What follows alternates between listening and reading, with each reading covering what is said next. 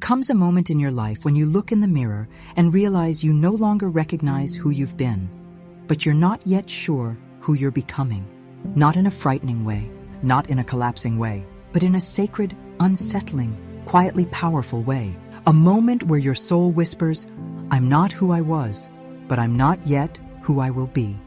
You are standing between selves, not breaking down, not lost, not confused.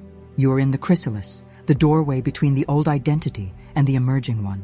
Your old self feels too small. Your old habits feel impossible to return to. Your old patterns feel like clothes that no longer fit. This isn't destruction, it's emergence. You are not falling apart. You are falling into alignment. Tonight, I'm going to show you what this stage actually is, why it happens, why you feel strange or disconnected, why so many others feel it too, and how this is not the end of you, but the beginning of the truest version of you, because this isn't collapse. This is becoming. There are moments when the soul grows faster than the life it's living, not because of trauma, not because of crisis, not because of external change, but because something inside you opened. A truth you've carried for years loosened its grip. An old wound stopped controlling you. A layer of identity finally broke away. Your soul stepped forward before your mind had language for it. That's why you feel restless, emotional, different, disconnected from old environments, unable to tolerate certain energies, sensitive to noise, conflict, or pressure, like you're waiting for something you can't name. This is not depression. This is not instability. This is not something wrong. This is alignment shifting your entire inner world. Your soul is saying, rise. Your mind is saying, but we don't know how. And your old identity, built from survival and conditioning, whispers, but this is who we've always been. Of course it feels strange. You're standing with one foot in the old world and one foot in the new one that hasn't fully formed yet. People in this transition often experience 1. Emotional waves, crying easily, old memories surfacing, sensitivity to sound, conflict and energy. Your emotional body is detoxing old identity residue. Restlessness. You're done with old patterns and don't know how you know. You just know. 3. Disconnection. Not because something is wrong, but because your frequency has changed. Fatigue, plus overstimulation. The nervous system recalibrates as the old self loosens. 5. Heightened intuition, dreams, knowing, déjà vu, clarity. Your inner senses activate when the old identity dissolves. 6. The in-between feeling. Not who you were. Not yet who you're becoming. This is the chrysalis, the sacred pause before the bloom. And here is what most people don't realize. This is happening worldwide. Millions feel it. The shedding, the sensitivity, the emotional cracking open. This isn't an individual collapse. It's a collective turning point. People like you, intuitive, empathic, awake, feel energetic shifts before the world sees them. Before the external life rearranges, your inner world rearranges. Before change shows up on the outside, your soul shifts on the inside. You are not behind. You are ahead. Your sensitivity isn't a flaw. It's a tuning fork. You feel what others ignore. You notice what others suppress. You pick up on frequencies before they take physical form. You sense the tide long before others see the wave. That's not weakness. That's soul maturity. There is a stage on every spiritual path no one warns you about. The moment where the old self is gone. The new self hasn't arrived, and you're suspended in the void. It feels like emptiness, stillness, disconnection, emotional thinness, a sense of waiting, a lack of identity. This is not a failure. This is not stagnation. This is gestation. The moment a caterpillar dissolves into nothingness inside the cocoon, that nothingness is not death. It is recreation.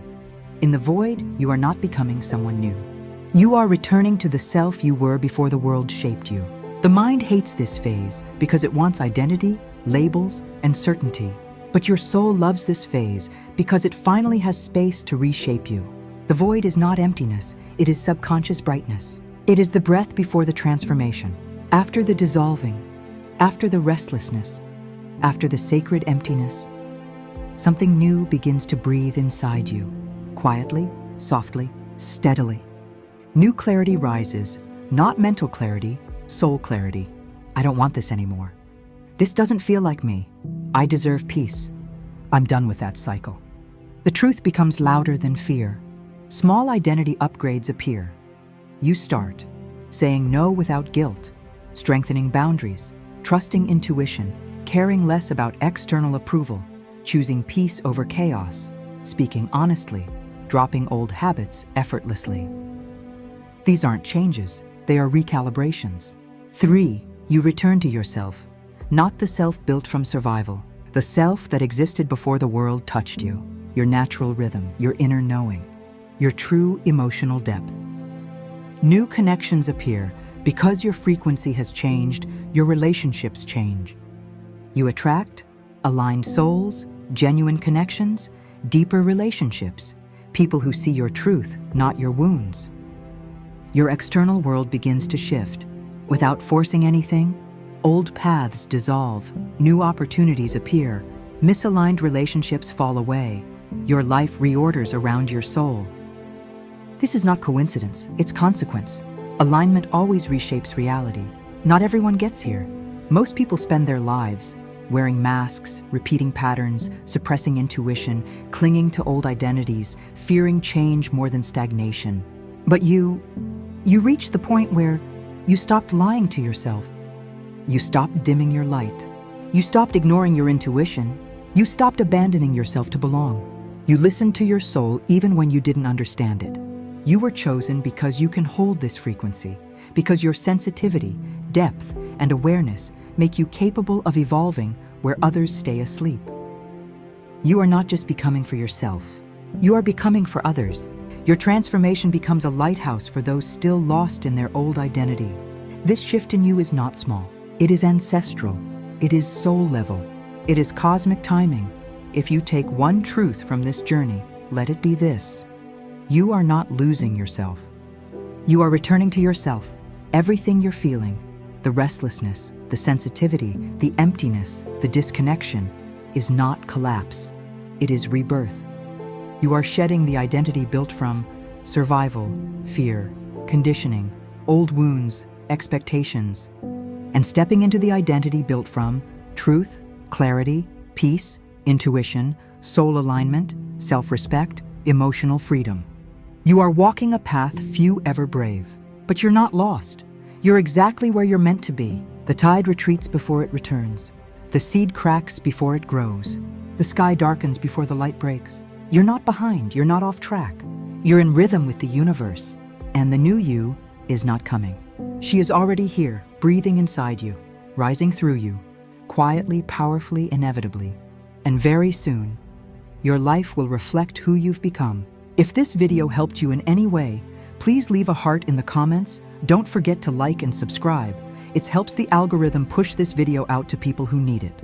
And as always, this has been Valkyrie. Thanks for stopping by. Until next time, be kind to yourself and others.